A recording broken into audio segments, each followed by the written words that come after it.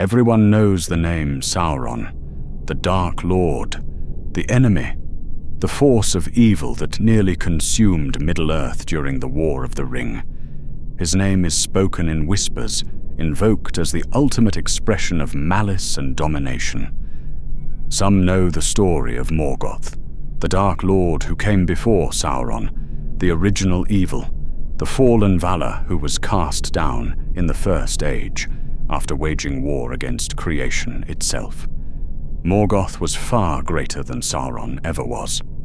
More powerful, more terrible, more fundamentally wrong. He didn't just seek to dominate Middle-earth, he sought to unmake it entirely, to corrupt creation itself at its foundation, to rewrite the music of the Ainur that had brought the world into being. I served Morgoth. I was one of his lieutenants during the years of the trees, before the sun and moon existed, when the world was young and strange, and the memory of the Valar's song of creation still echoed in the bones of the earth. When light came not from sky, but from two great trees that grew in the heart of Valinor, I witnessed his power firsthand, saw him break mountains with a word, reshape continents with a thought, saw him corrupt the hearts of elves who had walked in the light of the Two Trees, who had dwelt in paradise and known only beauty, saw him reshape the very substance of the world to match his vision of domination and ruin. He was the most powerful being of evil ever to exist in Arda, the mightiest of all the Ainur, save perhaps Manwë himself. Or so I thought, until the day I saw my master, the being I believed invincible, the Valar who had stood against all the other Valar combined and nearly won, cower in terror, scream for help like a child lost in the dark, nearly die, wrapped in suffocating darkness, being slowly consumed by something that treated him like prey. There was something else, something that made Morgoth look small, something that made his power seem like a candle flame compared to the sun. Something so horrifying that even now, thousands of years later, after ages have passed and empires have risen and fallen, my hands shake when I try to speak of it. That creature left a scar on my soul that I've carried every day since. A wound that never healed, never even scabbed over. It bleeds still, even after all this time. I've never told this story, never spoken of what I witnessed in those terrible hours when the light died and the world changed forever. The memory is too dark, too terrible, too close to madness, even among Morgoth's servants. And we were creatures of nightmare ourselves, things that made mortals flee in terror. We didn't speak of it, couldn't speak of it. There was an unspoken agreement among those of us who'd been there.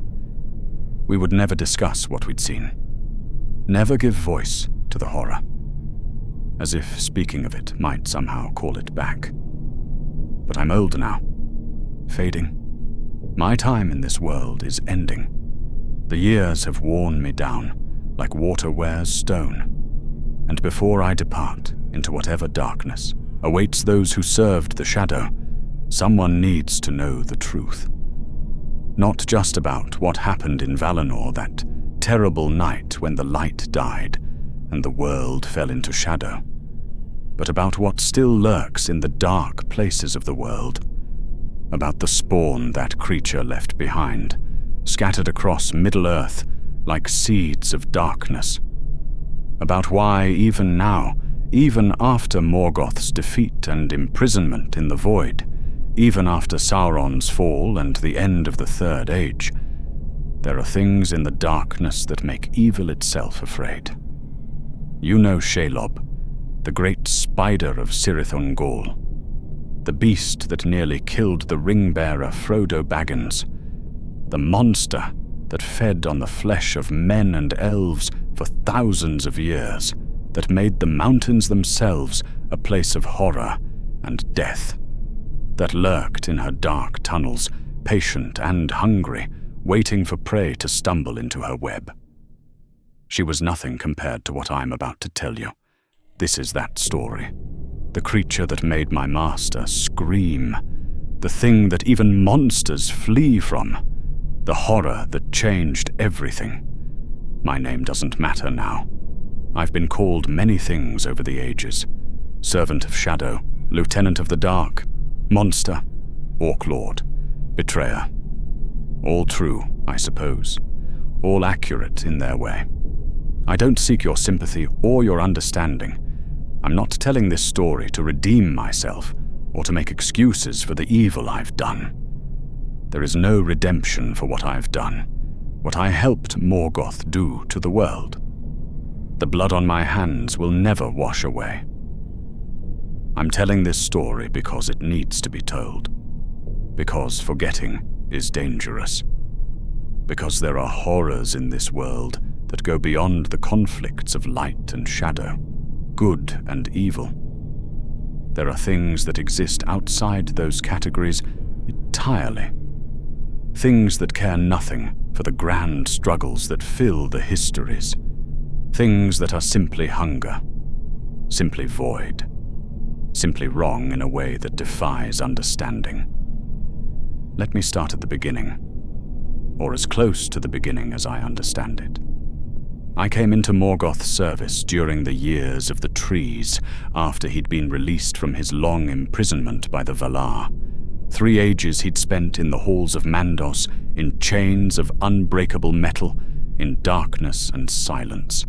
3 ages to contemplate his rebellion, his defeat, his punishment. The Valar, in their wisdom, or perhaps their foolishness, their naive hope that even the fallen could be redeemed, had believed Morgoth was reformed, that his time in imprisonment had changed him, that he had repented of his earlier rebellions and destructions, of his attempts to corrupt the music and reshape creation in his own image, that he was ready to rejoin the community of the Ainur, to take his place again among the powers of the world. They were wrong, catastrophically wrong. Morgoth had learned, yes, but not humility, not repentance, not wisdom or mercy or any of the virtues the Valar hoped he'd acquired. He'd learned patience. He'd learned to hide his true nature behind a mask of civility. He'd learned to smile and bow and speak fair words while his heart remained as black as the void between the stars. He'd learned that open rebellion had failed, that direct confrontation with the combined might of the Valar was a losing strategy. So he would try something else, something more subtle, more poisonous. I was there when he walked free among the Valar again. When he dwelt in Valinor itself, the blessed realm, the land of the gods. When he attended their councils and offered advice and pretended to care about the flourishing of the elves and the beauty of creation. And I watched as he slowly, carefully, meticulously laid the groundwork for the greatest theft and destruction the world had ever known. His target was the Silmarils. You may know of them. 3 jewels created by Feanor, the greatest of the elven smiths, the most gifted craftsman ever to live among the firstborn. They contained the light of the 2 Trees of Valinor, Telperion and Laurelin, the silver and the gold, the sources of all light in the world before the sun and moon were made. Feanor had captured that light somehow, imprisoned it in crystal, made something that could hold and preserve the radiance of paradise itself. The Silmarils were beautiful beyond description. I saw them once, from a distance, when Feanor wore them at a gathering of the Valar. They hurt to look at. Not because they were bright, though they were, bright as stars concentrated into gems, but because they were pure. They were everything Morgoth was not, everything he could never create, never make, never bring into being. Everything he could only corrupt and destroy and consume. He wanted them with an obsession that consumed him, that ate at him like acid. It wasn't about their beauty or their value or their power. It was about possession, about taking what Feanor had made, about proving that even the greatest works of creation could be stolen, could be corrupted, could be made to serve darkness. But he couldn't simply take them. Feanor guarded them jealously, obsessively. He trusted no one, especially not Morgoth. The other Valar watched Morgoth carefully, despite their proclaimed trust, despite their hope that he was reformed. Manwë especially kept a close eye on him, always watching, always suspicious. And even Morgoth, at the height of his power, couldn't stand openly against all the forces of Valinor at once. The first time he'd tried that, he'd lost, been defeated, imprisoned for 3 ages. He wouldn't make that mistake again. He needed a plan. He needed an ally. He needed something that could help him strike at the heart of Valinor itself, at the Two Trees, at the very source of light in the world. Something that could distract the Valar, occupy their attention, give him the opening he needed to steal the Silmarils and escape. He needed something the Valar feared, something they couldn't easily fight, something from outside their power structure, outside their understanding. That's when he told me about her. We were in the north of Valinor, in the cold places where Morgoth had built his fortress of Utumno in the ancient days before his first defeat. The ruins still stood there, broken towers of black ice and stone, monuments to his earlier power. Places the other Valar avoided, uncomfortable reminders of the war that had scarred the world. There is something beyond the borders of Arda, Morgoth said. His voice was soft, almost thoughtful, almost wistful, as if he were discussing some fond memory. Something that came from outside, from the void beyond the world, from the emptiness that existed before the music. The Valar don't speak of it. They pretend it doesn't exist, like children hiding under blankets and pretending the darkness isn't there. But they fear it. I've seen that fear in their eyes. I've heard them whisper about it when they think no one is listening. I didn't understand what he meant. Beyond Arda, there was nothing beyond the world except the void, the empty nothing that existed before the music of the Ainur, before creation itself, before anything was, the formless chaos that the Ainur had shaped into reality with their song. What kind of something? I asked. My voice was careful. Morgoth didn't appreciate foolish questions, but he also didn't appreciate servants who didn't ask questions at all. Morgoth smiled. It wasn't a pleasant smile. It was the smile of someone contemplating something terrible and finding it amusing. Hunger, he said.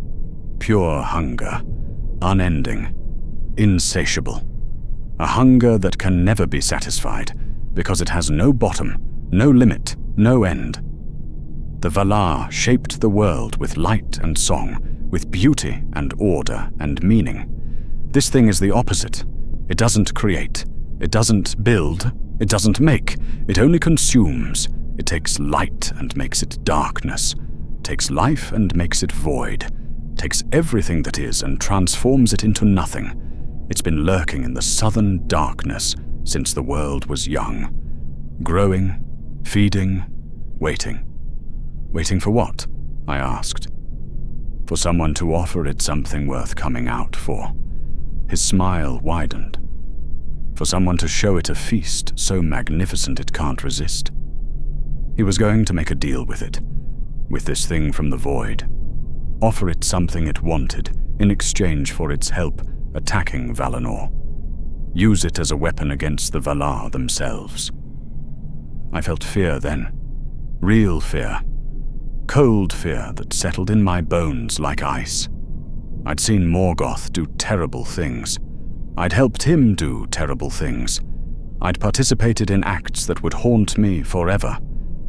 But this felt different. This felt like we were opening a door that should remain closed forever. Like we were inviting something into the world that didn't belong here, that was fundamentally incompatible with existence itself. "Master," I said carefully, "is this wise? If the Valar fear this thing, if they won't even speak of it..." "The Valar fear many things," Morgoth interrupted. His voice was sharp now, impatient. "They fear me. They fear change. They fear anything that threatens their perfect little garden, their ordered paradise. But fear is useful. Fear is a tool. We're going to use their fear against them. We're going to bring their nightmare into their homeland and watch them scramble." He was decided. Nothing I said would change his mind. And honestly, I'm not sure I wanted to change it. I was curious, intrigued. What could be so terrible that even the Valar, the powers of the world who had helped create reality itself, feared it? What could make beings of that magnitude uncomfortable enough to refuse to speak of it? I would learn. Gods help me, I would learn. And I would wish I hadn't.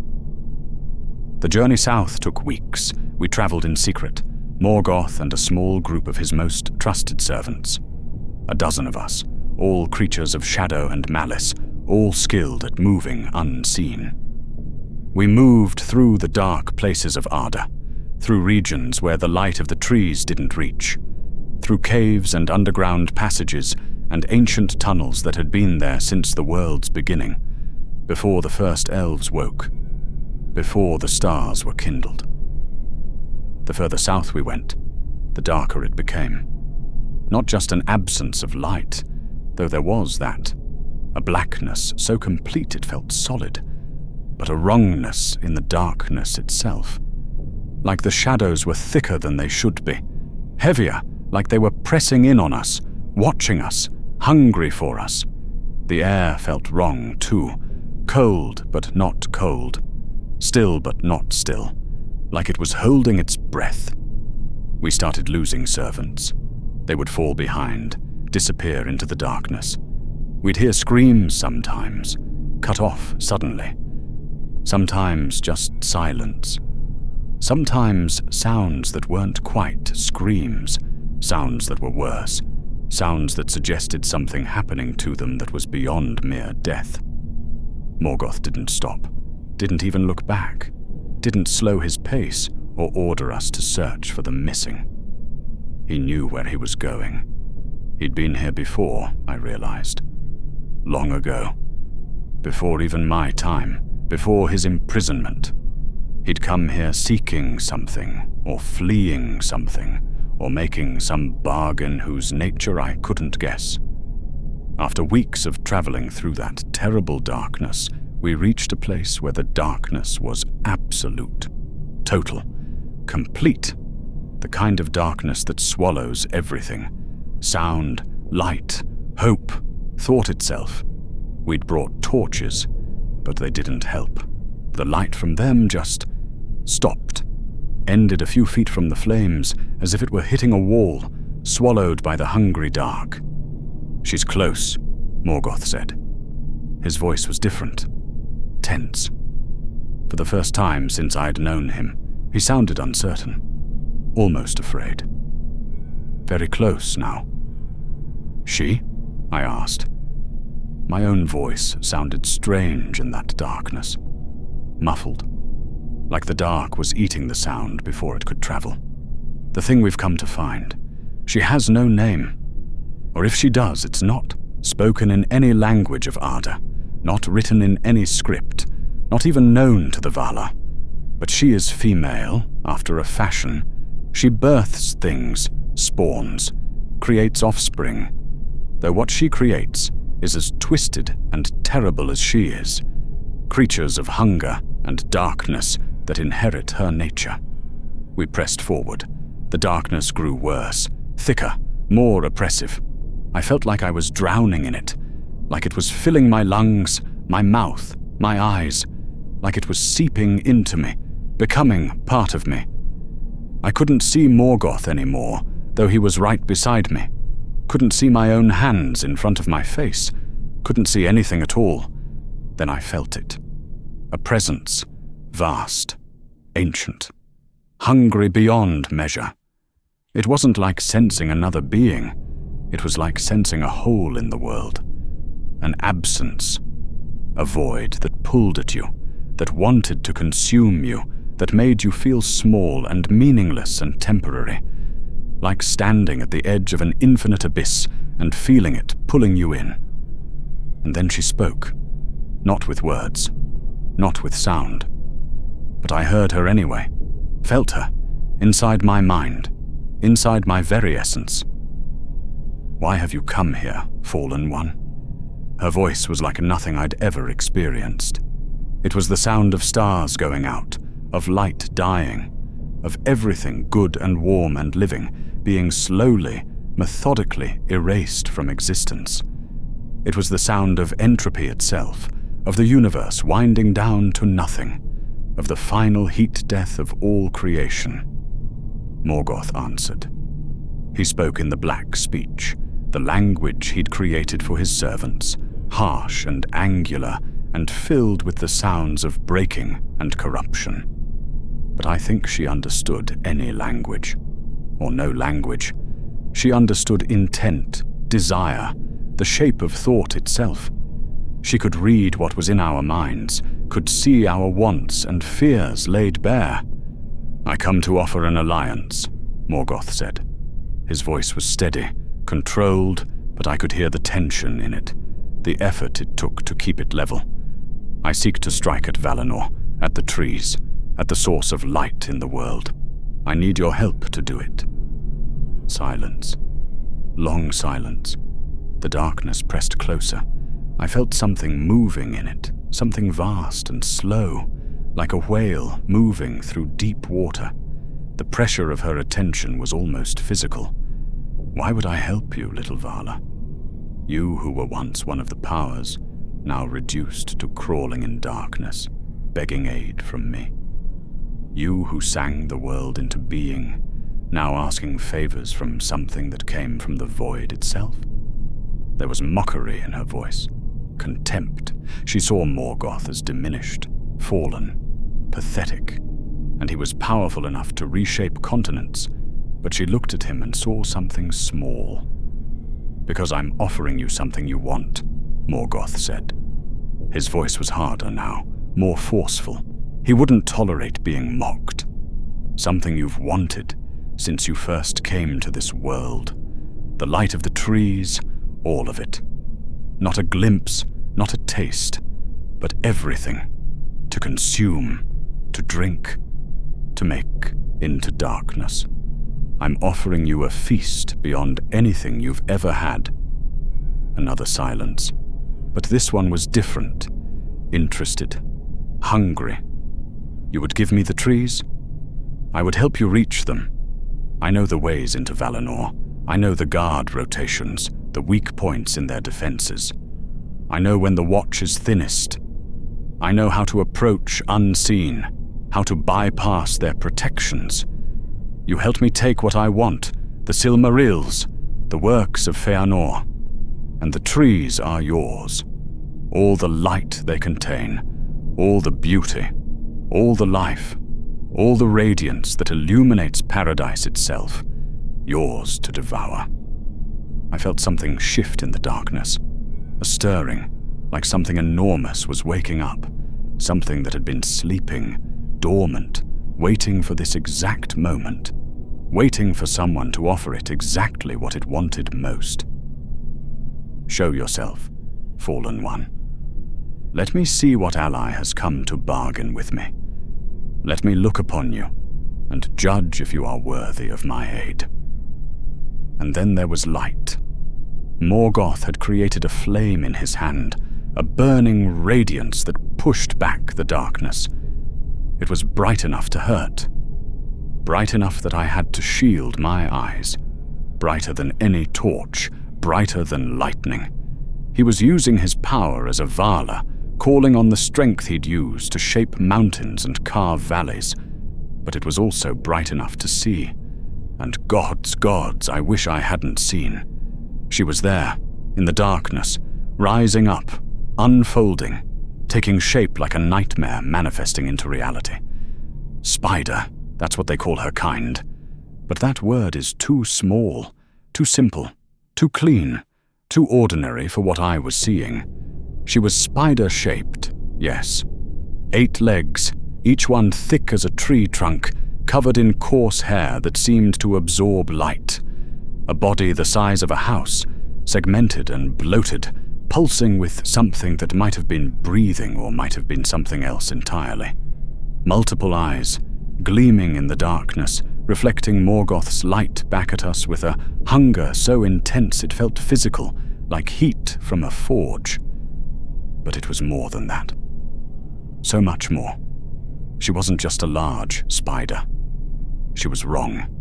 Fundamentally, cosmically wrong. Like she'd been made by someone who'd heard about spiders but never seen one. Who understood the concept, but not the reality. Who had taken the idea of a spider and twisted it, corrupted it, made it into something that hurt to look at. Her proportions were off in ways that made my eyes hurt, trying to follow them. Her legs bent at angles that didn't make sense, that seemed to violate the basic geometry of reality. Her movements were too fluid, too boneless, like she was partially liquid, partially solid, partially something else that had no name. Her eyes didn't reflect light the way eyes should. They absorbed it, pulled it in, made it less. Looking into them was like looking into wells that had no bottom, into darkness that went down forever. And there were too many of them. Not just 8, like a normal spider. Dozens, hundreds maybe, scattered across her body in no pattern I could discern, blinking independently, each one fixed on us with that terrible hunger. And the darkness around her wasn't just absence of light. It was substance. It was real. It moved with her, flowed from her like liquid shadow, like she was bleeding darkness into the world. Where she moved, light died, just ceased to exist. Morgoth's flame was getting dimmer already, being drained away by her mere presence. "I am Morgoth," my master said. His voice didn't waver, didn't show the fear I knew he must be feeling. Once called Melkor, the mighty, the most powerful of the Ainur. I was there at the music, at the beginning of all things. I helped shape this world. I raised mountains and carved seas. I am master of ice and fire and storm, and I will reshape creation again, remake it in my own image. Will you help me do this? She moved closer. Her legs made no sound, not a whisper, not even the soft scrape of chitin on stone. She moved in complete silence, which somehow made it worse. The darkness moved with her, a tide of nothing that swallowed everything. I am older than your music, fallen one. I came from the void before the world was made. I existed before existence existed. I am the hunger that waits in the space between stars. I am what existed before creation, and what will remain after creation ends. I am what waits in the dark for the light to fail, for reality to collapse, for everything to return to nothing. Her voice resonated in my skull, made my teeth ache, made my bones vibrate. It wasn't sound, it was something deeper. Something that bypassed my ears entirely and spoke directly to the part of me that feared the dark, that knew death was coming, that understood on some deep level that everything ends. She was above us now, looming. I could feel her hunger like a physical force, pressing down on me like the weight of the world. Morgoth's flame was getting smaller, dimmer. She was draining it somehow, eating the light even as it burned, consuming it faster than Morgoth could maintain it. But I am also patient. I have waited in the darkness for an age of the world. I have fed on small things, on scraps of light that wander into my domain. I have birthed spawn and sent them into the world to feed in my name. I can wait longer. I can wait forever if necessary. Or I can feed now. Yes, I will accept your alliance, little Valar.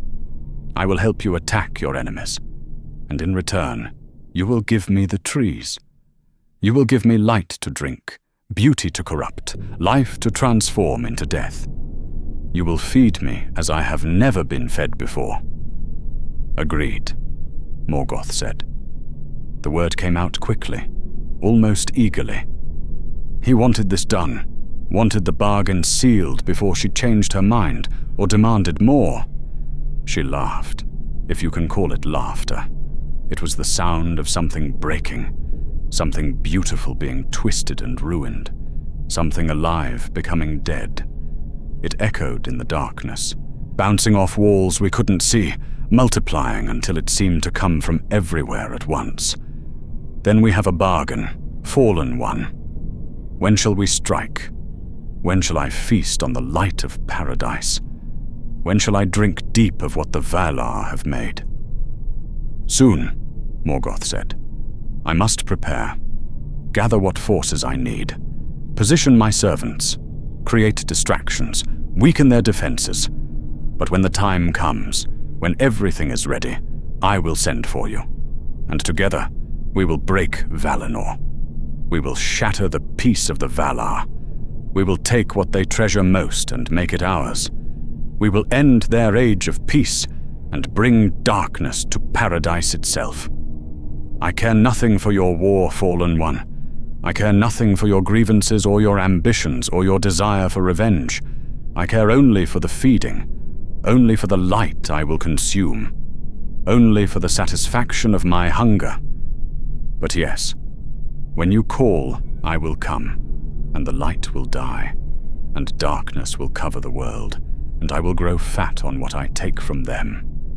She retreated then, sank back into the darkness like something sinking into deep water, disappeared, but I could still feel her, still sense that vast, hungry presence watching us from the void, waiting, anticipating, already imagining the feast to come.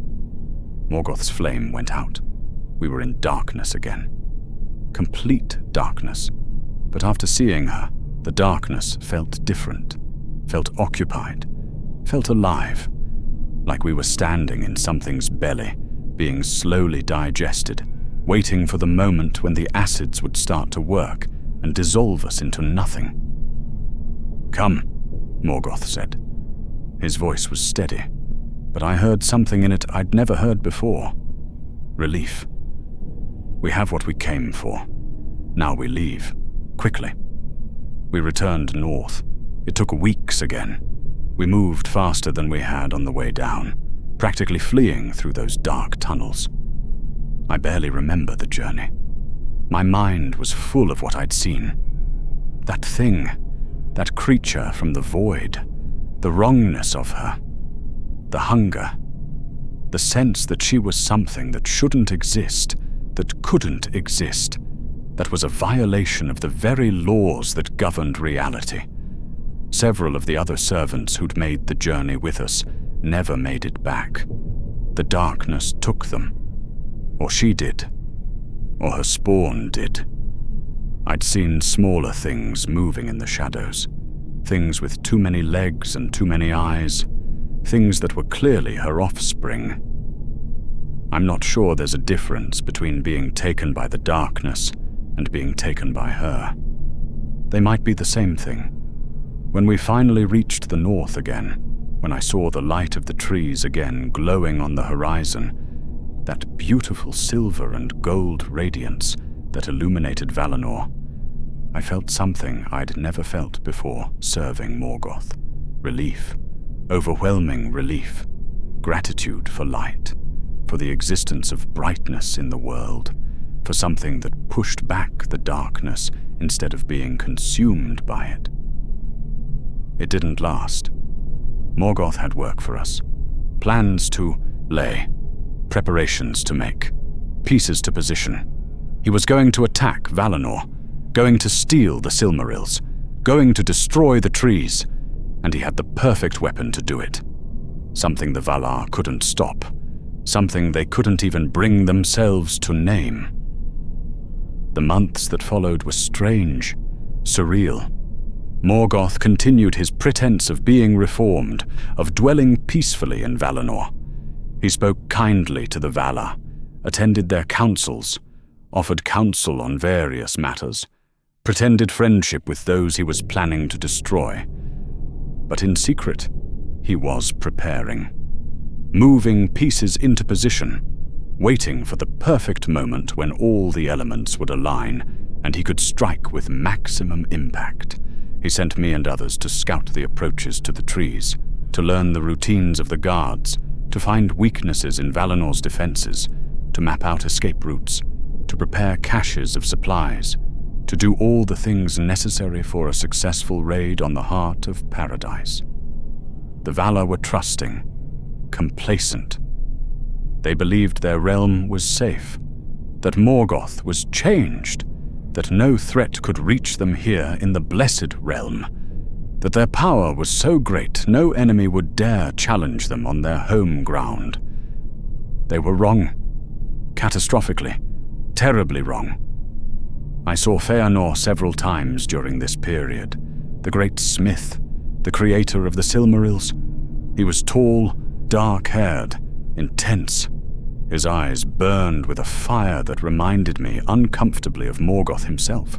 Pride, certainty, genius and obsession combined into something that was almost frightening. He didn't trust Morgoth, I'll give him that. He saw through the pretense, knew something was wrong, felt it in his bones that the enemy hadn't truly changed, that this was all some elaborate deception. But even he didn't suspect the full extent of what was coming. Even his paranoia and suspicion couldn't imagine what Morgoth had planned. No one did. No one could. Because no one knew about her, about what waited in the south, about what Morgoth had awakened and pointed toward paradise like a weapon. The night of the attack, I was stationed near the Two Trees. It was part of the plan. Morgoth had positioned his most trusted servants at key locations throughout Valinor, ready to cause chaos and confusion when the signal came. The trees stood in the courtyard of the Valar, in a place called Ezelohar, the Green Mound. It was a raised platform of earth, covered in soft grass that never died, surrounded by a low wall that was more decorative than defensive. The trees grew from the center of this mound, their roots intertwined, their branches reaching toward the sky. Telperion, the silver tree, and Laurelin, the golden. They were beautiful beyond words. More beautiful than anything I'd seen before or since. More beautiful than should be possible. Looking at them hurt in a way that had nothing to do with pain and everything to do with being confronted with something so perfect, so pure, so fundamentally good that it made you aware of your own corruption. Telperion's leaves were silver, its flowers white and shimmering. When it bloomed, which it did in a cycle, silver dew collected on its leaves and fell like rain, pooling at its base in silver vessels that the Valar collected and preserved. The light it gave was cool and calm, like moonlight, but brighter, more alive, more aware somehow. Laureling's leaves were gold, its flowers yellow and radiant. When it bloomed, golden rain fell from its branches, warm and bright and joyful. The light it gave was warm and energizing, like sunlight, but gentler, kinder, more welcoming. Each tree waxed and waned in turn, creating a rhythm like day and night. When Telperion glowed brightest, it was the silver hour. When Laurelin blazed, it was the golden. And in the moments when one faded and the other brightened, there was a mingling of light that was the most beautiful time of all. Silver and gold mixing together, creating something that was more than the sum of its parts. I'd seen the trees countless times during my time in Valinor, but that night, knowing what was coming, knowing what was about to happen, I looked at them differently, saw their beauty as something temporary, fragile, about to end, about to be destroyed in a way that could never be repaired or reversed or undone. I felt something then that surprised me. Regret. Genuine regret. Not for what I'd done. I'd made my choices, and I stood by them, but for what was about to be lost, for the beauty that was about to disappear from the world forever. It was during the mingling of the lights that Morgoth made his move. He approached Feanor's fortress, where the Silmarils were kept in a vault of unbreakable metal, behind doors that could only be opened by Feanor himself.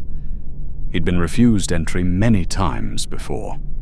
Feanor didn't trust him, wouldn't let him near the jewels no matter how many fair words Morgoth spoke.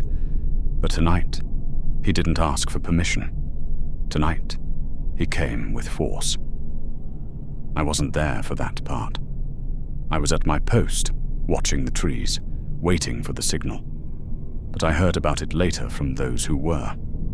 Morgoth broke into Feanor's fortress like a hurricane, shattered the doors with raw power, killed guards who tried to stop him, crushed them without even slowing down, tore through defenses that should have been impenetrable, took the Silmarils by force, by overwhelming violence, by the application of power so great it couldn't be resisted. And as he fled with his prize, as alarms rang out across Valinor, as the Valar began to mobilize to stop him, as guards rushed toward Feanor's fortress to see what had happened, she came. I saw her approach from my position near the trees, saw the darkness flowing from the south like a flood. It moved fast, faster than anything that size should move, faster than seemed possible. The darkness came first, a tide of shadow that swallowed the light, that made the radiance of the trees dim and flicker. Then she emerged from it. She was bigger than I remembered. Much bigger. Or perhaps she'd fed during the months since we'd visited her. Grown stronger, hungrier, more substantial. She'd consumed things in that southern darkness, built herself up, prepared herself for this feast. The guards at the trees saw her coming. There weren't many. Most of the defenders had rushed to Feanor's fortress when the alarm was raised, exactly as Morgoth had planned. The few who remained raised the alarm, drew weapons, prepared to defend the most sacred treasures of Valinor. It didn't matter. They might as well have tried to stop the tide or hold back the night. She crashed through them like they weren't there. Her legs moved with terrible speed and silence, covering ground impossibly fast. Where she passed, elves fell, wrapped in darkness, pulled into the void she carried with her, consumed without a sound, without even time to scream. And then she reached the trees. I was frozen. I couldn't move, couldn't look away, couldn't do anything except watch. I was supposed to be helping create a distraction, drawing guards away from Morgoth's escape route, causing chaos to cover his retreat. But I couldn't do anything except stand there and witness what happened next. She reared up on her hind legs, extended something from beneath her body. Not a mouth, exactly. Spiders don't have mouths like other creatures. Something worse. An opening, a void, a hunger made physical. A darkness that was deeper than the darkness around it, a nothing that made the nothing seem like something. And she began to feed. The light of Telperion started to dim, not gradually, not naturally the way it did when the cycle turned. It was being pulled out of the tree, drained, consumed. I could see it happening, see the silver radiance flowing out of the branches and leaves and flowers, flowing into her, disappearing into that terrible void. I could hear it.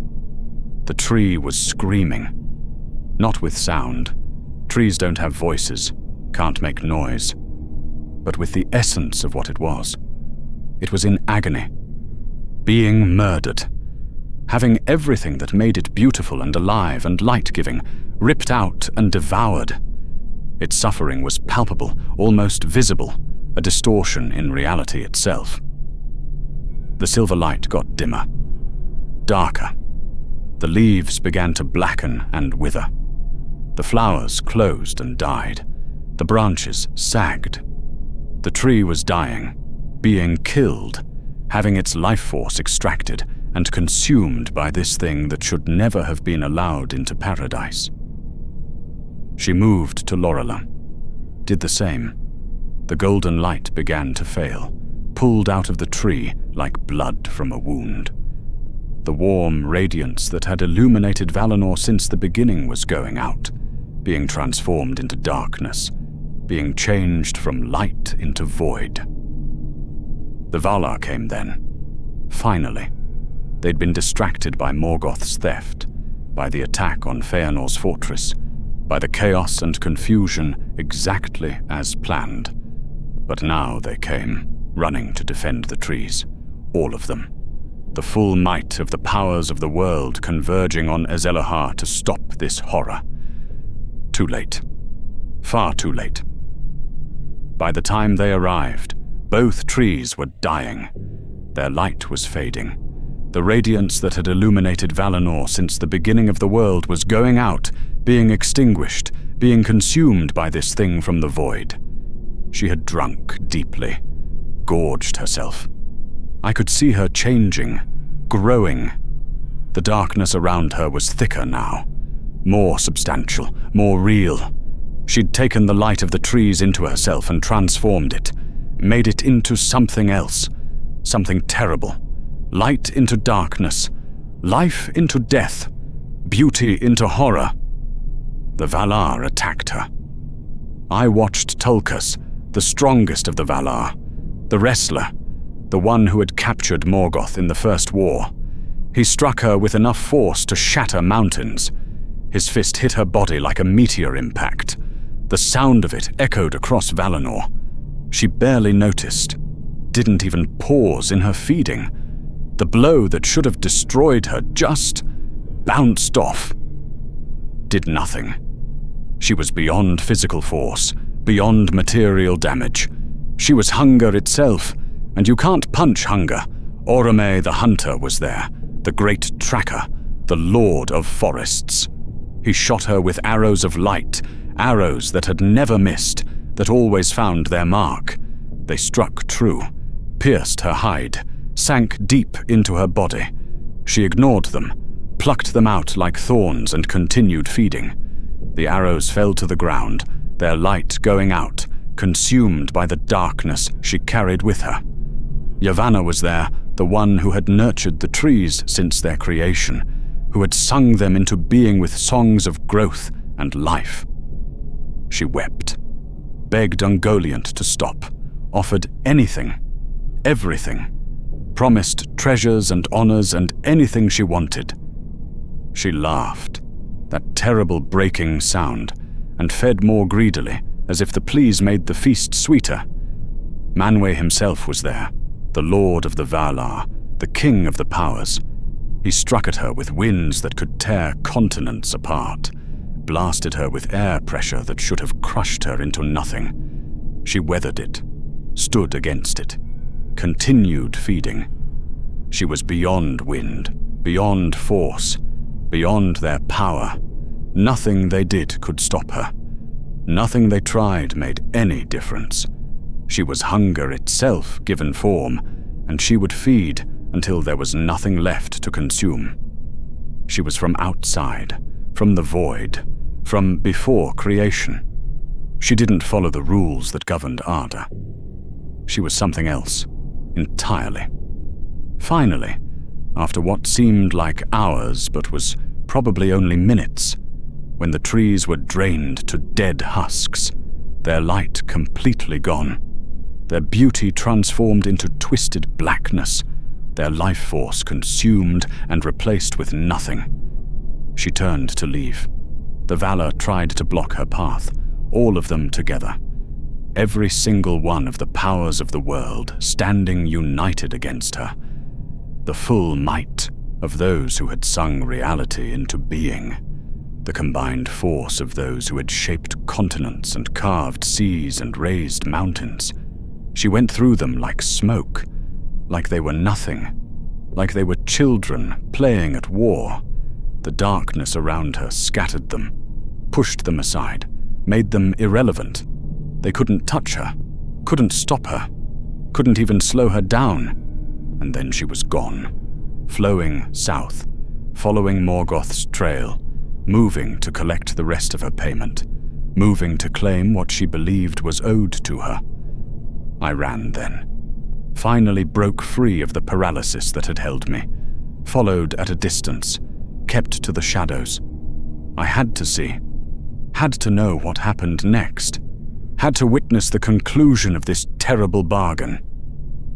I caught up with them in the north. Morgoth had fled Valinor, was heading back to Middle-earth with the Silmarils clutched to his chest. He was moving fast, but she was faster. Much faster.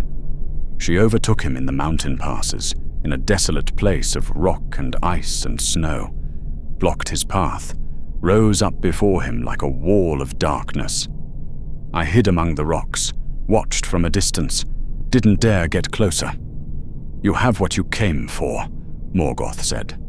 He was trying to sound commanding, authoritative, like he was still in control of the situation, like this was all going according to plan. "The light of the trees. You fed well. You consumed more light than you've had in ages of the world. Our bargain is fulfilled." "Yes," she said. I fed. And it was magnificent. The light was pure, untainted, beautiful. It filled me in ways I haven't been filled since I first came to this world. And now I am hungry again, hungrier than before, because now I know what real light tastes like. Now I know what I've been missing. Give me the jewels, Fallen One. Give me the Silmarils. The Silmarils? No, absolutely not. Those weren't part of our bargain. The trees were your payment. You've had them. Our business is concluded. The jewels contain the same light, concentrated, distilled, pure. I can sense them even from here. They call to me. They sing of the light they hold. I want them. I need them. Give them to me. No. Morgoth's voice was hard now, final, absolute. I've paid you what I promised. Our alliance is ended. Go back to your darkness. Return to the south. Leave me. She moved closer. The shadows around her thickened, reached out toward Morgoth like grasping hands, like tendrils of nothing trying to wrap around him. You forget what I am, Fallen One. You forget who you're speaking to. I do not make bargains. I do not honor agreements. I do not follow rules or respect boundaries. I am hunger. Only hunger. And I am still hungry. Give me the jewels or I will take them, and take you as well. I will consume you just as I consumed the trees. I will drink your power until there is nothing left. Morgoth drew his weapon then. Grond, the great mace, the hammer of the underworld. A weapon forged in the depths of Utumno. A weapon that had broken the gates of Angband, that had struck down countless foes, that carried the weight of a Valar's power in every blow. I am Morgoth, he said. His voice was thunder. I am Melkor the Mighty. I was there at the beginning. I helped sing the world into being. I am the greatest of the Ainur, save Manwë himself. I will not be threatened by you. I will not be bullied, or intimidated, or extorted. Take what you've been given, and be grateful I allowed you to feast at all. She laughed again, that terrible sound that was like breaking and dying combined. And then she attacked. What I witnessed next, I still see it in my nightmares, every night, for thousands of years. The images are burned into my mind like brands. She was on him in an instant, faster than thought. faster than he could react. Her legs wrapped around him, 8 legs, each as thick as a tree, covered in coarse hair, tipped with claws that dug into his flesh. The darkness closed in, surrounded him, cut off his light, cut off his air, cut off everything. She began to spin webs, not spider silk, not the delicate threads spiders normally make, but strands of pure darkness that bound him, constrained him, wrapped around him like chains. Each strand was darkness made solid, void made material, nothing transformed into something that could hold and constrain and smother. Morgoth fought back. He struck her with Grond. The blow landed with a sound like thunder. The force of it would have shattered mountains, would have split continents, would have killed anything else in existence. She barely slowed down, just absorbed the impact and continued her work, continued wrapping him in darkness. He used his power then. The raw strength of a Valar, the might that had helped shape the world, the force that had raised mountains and carved valleys and redirected rivers. He burned with flame. Fire erupted from his body, white-hot and terrible. He struck with force that bent reality. He called on ice and storm and earthquake. He threw everything he had at her.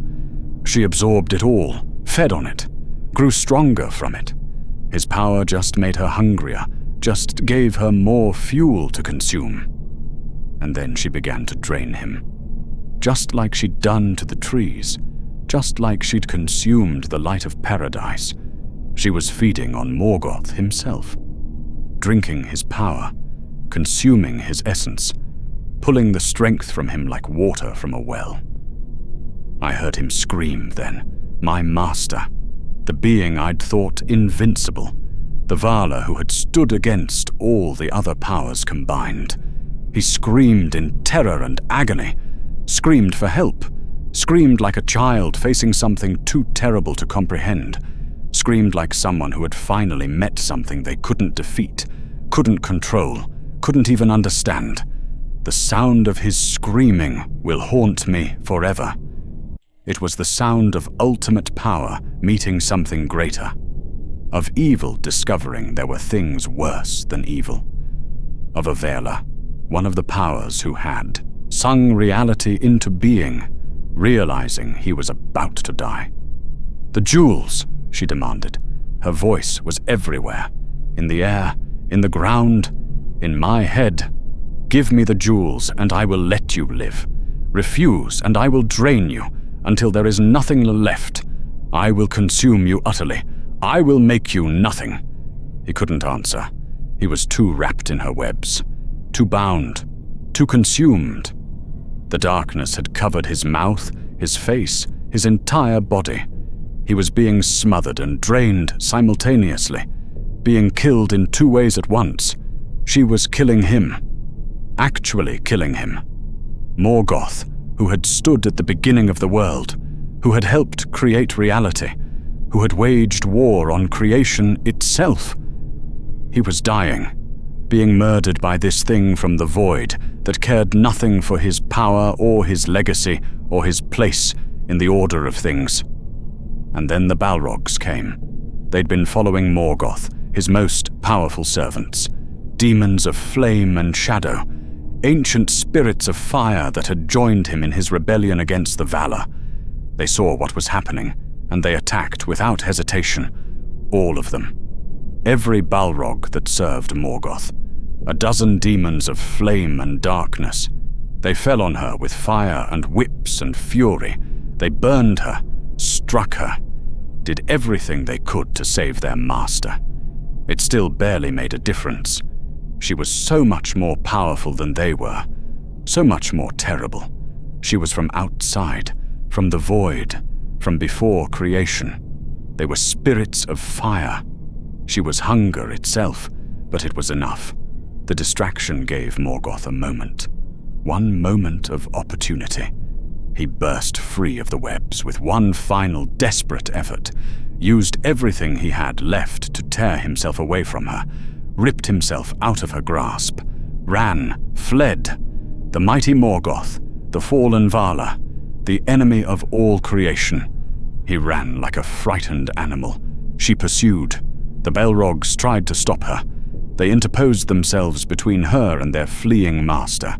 They burned her with flame hot enough to melt stone, struck her with whips that could shatter steel. Did everything they could to slow her down. She killed several of them, crushed them with her legs, wrapped them in darkness and squeezed until their flames went out, consumed them like she'd consumed the trees, made their fire into darkness, made their strength into nothing. But there were too many, and Morgoth was escaping, getting away, disappearing into the distance. She had to choose: pursue Morgoth through a swarm of Balrogs, risk taking more damage, possibly lose him entirely, or retreat now, preserve herself, wait for another opportunity. She chose to retreat. But as she went, as she flowed back toward the south, as she disappeared into the darkness that was her home, she screamed, a sound of pure rage and hunger and thwarted desire, a sound that made the mountains shake, a sound that promised vengeance. I will remember this, fallen one. I will remember your betrayal. You promised me payment and then tried to withhold it. You summoned me and then tried to deny me. And one day, when you least expect it, when you think you're safe, when you believe you've escaped, I will find you, and I will feed. I will consume you utterly.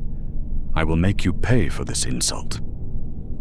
Then she was gone, disappeared into the southern darkness, fled beyond the borders of the world, returned to whatever void she'd come from.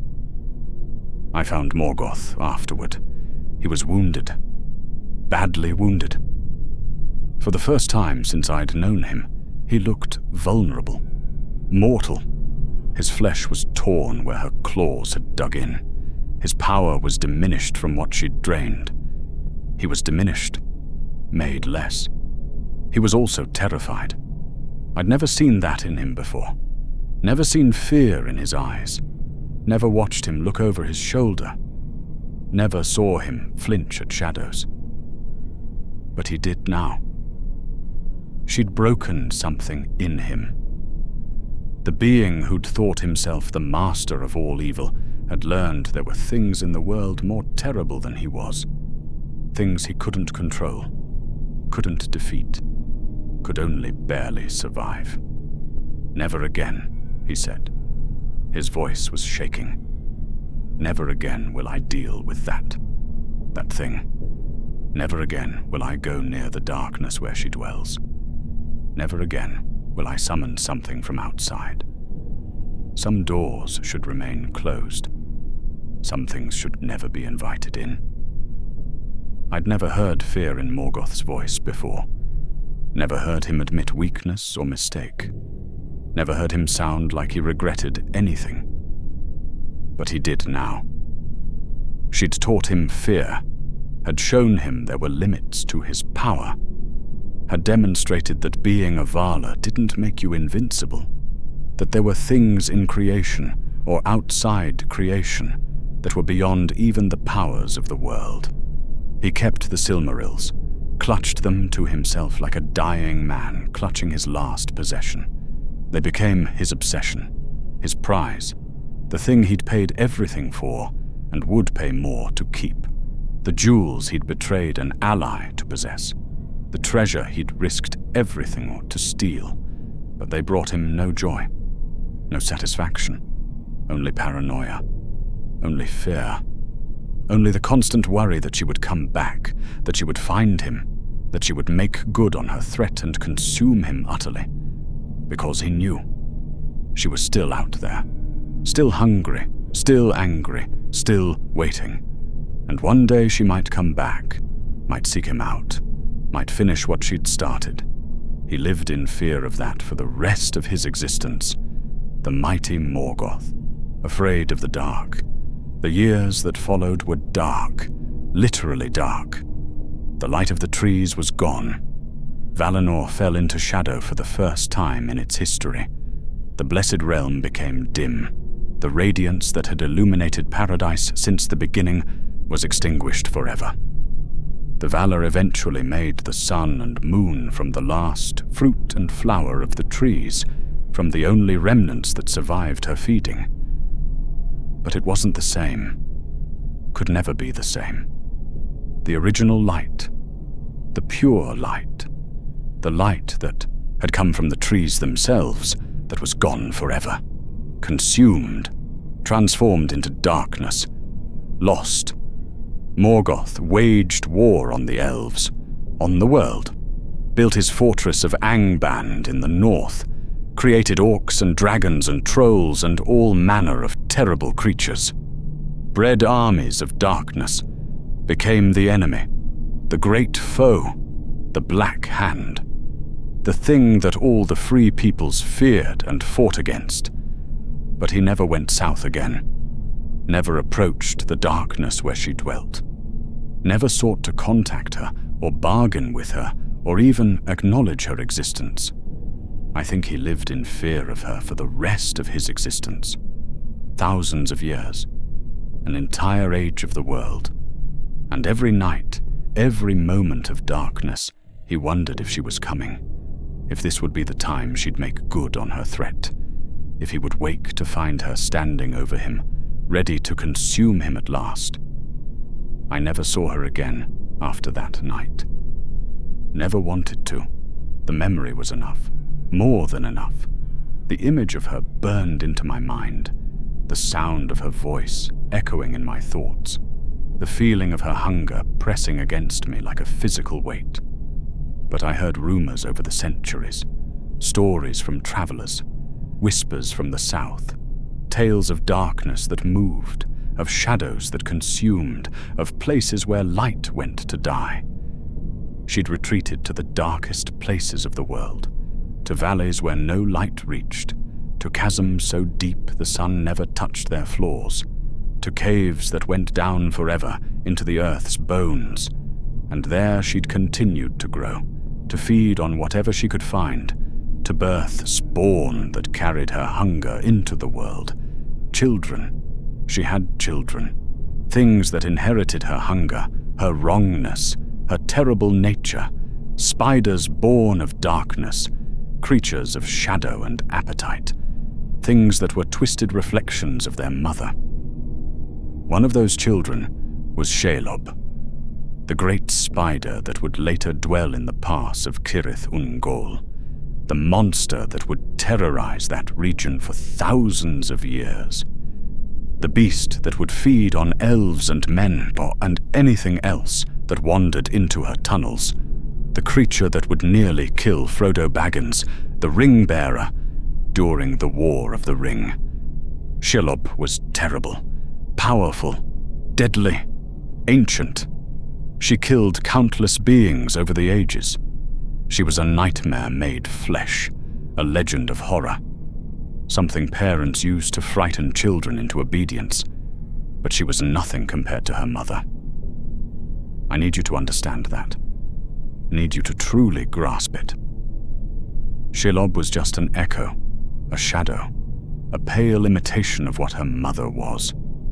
Shelob hunted in darkness, yes, but she was still a creature of Arda, still bound by the rules of this world, still something that could be fought, could be wounded, could be driven away with light and fire and sharp blades.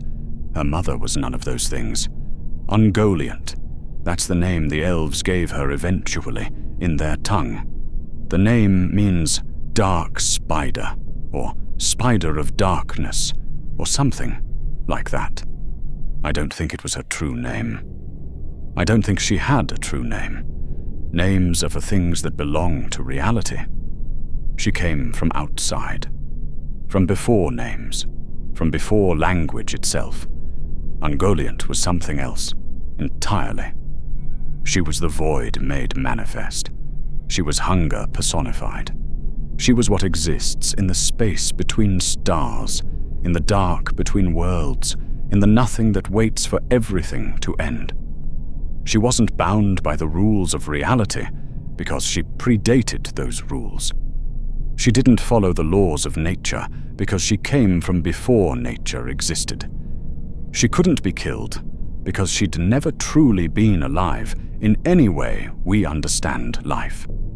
The stories say she eventually disappeared, that after fleeing from Morgoth, after returning to the uttermost south, after hiding in the darkest places of the world for ages, she finally consumed herself in her endless hunger, that she ate her own legs, her own body, until there was nothing left, that her appetite finally turned inward and devoured her utterly. I hope that's true. I pray to whatever powers might listen that it's true. But I wonder sometimes, late at night, in the quiet moments, I wonder if you can really kill something like that. Something that came from the void itself. Something that was never truly part of creation to begin with. Something that was hunger before hunger had a name. I wonder if she's still out there. Somewhere in the darkness, beyond the edges of maps. Still hungry, still waiting, still growing, still planning. And I think about her children, her spawn, the things she birthed before she disappeared, or before she supposedly disappeared. Shelob is dead now, killed in the War of the Ring, or so I've heard the stories say. Wounded by the light of Galadriel's file, driven off by a halfling with more courage than sense. Gone from the world at last. But there were other children, other spawn scattered across Middle-earth over the long ages. Other creatures that inherited even a fraction of their mother's terrible hunger. Other things lurking in dark places. Other spiders of unusual size and malevolence. Other nightmares waiting in the shadows. Some might still exist, still lurk in the dark places of the world, still hunt in the deepest caves and the darkest forests, still carry their mother's legacy of hunger and darkness. And if they do, if even one of them survived, if even one of them carries enough of Ungoliant's nature, then the threat isn't over, will never be over. Because you can't kill hunger, you can only satisfy it temporarily, and hunger like theirs can never be truly satisfied. I'm old now, so old. My time is ending. Soon I'll pass into whatever waits beyond death for those who served the Shadow. Whatever punishment or oblivion awaits those who helped Morgoth darken the world. I don't expect mercy. Don't expect forgiveness. Don't expect peace. I've done too much. Helped too much evil come into the world.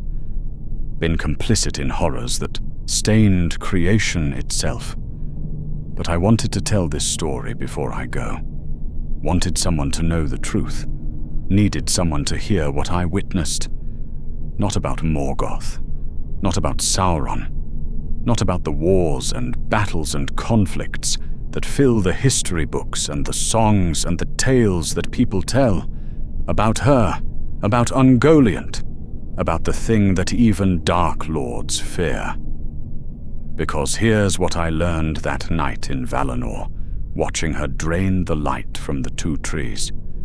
Watching her attack my master and nearly kill him. Watching the combined might of the Valar fail to stop her. Evil isn't the worst thing in the world. There are things beyond evil. Things that don't care about domination or power or control or any of the goals that evil beings pursue. Things that are simply hunger, simply consumption, simply the end of all things. Things that exist only to consume, to devour, to transform everything into nothing. Morgoth wanted to rule the world.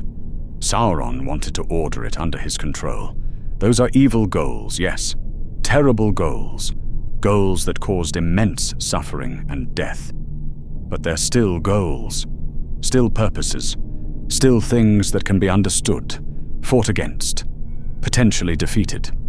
Still things that operate within the framework of reality. But hunger like hers? Pure, absolute, infinite hunger that can never be satisfied. There's no fighting that, no defeating it, no reasoning with it, or understanding it, or finding common ground with it. No negotiating or bargaining, or making deals that it will honor. There's only surviving it. If you're lucky, if you're strong enough, if you're fast enough to run when it comes, and feeding it if you're not, becoming part of the darkness, part of the void, part of the nothing. The light of the trees is gone forever. That beauty, that radiance, that pure expression of goodness and life and all things bright and wonderful, she drank it all, transformed it into darkness, made it nothing, took something that had existed since the beginning of the world and ended it in a single night of feeding. That's her legacy. That's what she leaves behind. Absence, void, emptiness, the places where light used to be, the holes in reality where something beautiful once existed.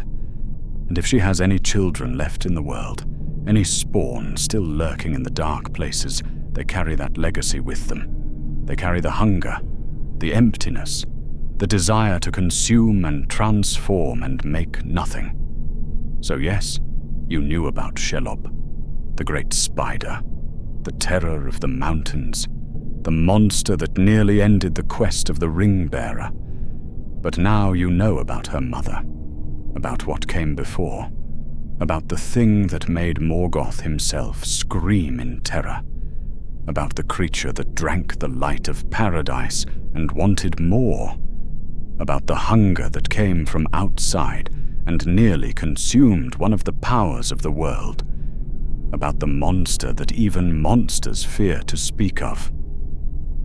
I've carried this story for thousands of years, carried the memory of what I saw, the weight of knowing what exists or existed in the darkness beyond the world, the burden of having witnessed something that should never have been seen, should never have been brought into creation, should never have been summoned by a fool who thought he could control it. Now you carry it too. Now it's your burden, your knowledge, your nightmare to remember. Remember it. Remember what I've told you. Remember that there are things in this world worse than evil itself. Things that are simply hunger, simply void, simply the end of all light and warmth and life. And pray. Pray to whatever powers you believe in. Pray that she truly did consume herself in the darkness. Pray that she's gone forever. Pray that the stories are true and she ate herself into nothing and will never return. Because if she's not gone, if she's still out there somewhere, still hungry, still waiting for another chance to feed on the light of the world, then all our wars, all our conflicts, all our struggles between good and evil are just distractions, just noise, just small matters compared to what could come, just games children play while something far more terrible watches from the dark. I saw what she did to the trees. I saw what she did to Morgoth. I saw the Valar, the powers who sang the world into being, fail to stop her. I know what she's capable of, know what she could do if she returned. And I know that if she ever comes back, if she ever emerges from whatever darkness she fled into, if she ever decides to feed again on the light of the world, there won't be anyone strong enough to stop her. Not the Valar, not the elves, not men or dwarves or wizards or anyone else. Not all the armies of Middle-earth combined. Not all the power remaining in the world. There will only be the feeding, the consumption, the transformation of light into darkness, the slow, inexorable end of all things. That's my story. That's my testimony. That's the truth I've carried all these years, like a weight around my neck, like chains I can never remove. Do with it what you will. Remember it or forget it. Believe it or dismiss it as the ravings of a dying servant of shadow who wants to terrify people one last time before he fades. But know this, I was there. I saw her. I witnessed what she did. I felt her hunger pressing against me like a physical force. I heard her voice promising to consume everything. And I will never forget, can never forget. Even in death, even in whatever darkness awaits me, even in whatever punishment the cosmos has prepared for those who served Morgoth, I'll remember.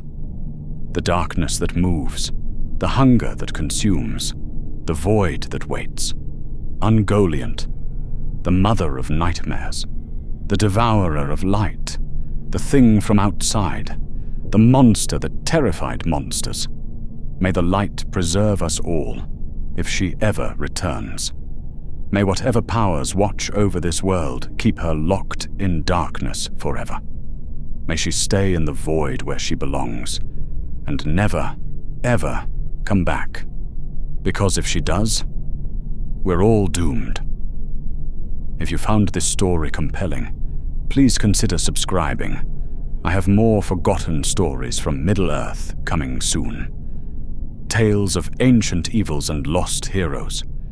Voices from the darkness that have never been heard. And please, share your thoughts in the comments. Do you think Ungoliant truly destroyed herself? Or does she still lurk somewhere in the world? What other ancient evils from Tolkien's legendarium should I explore next? More forgotten tales coming soon.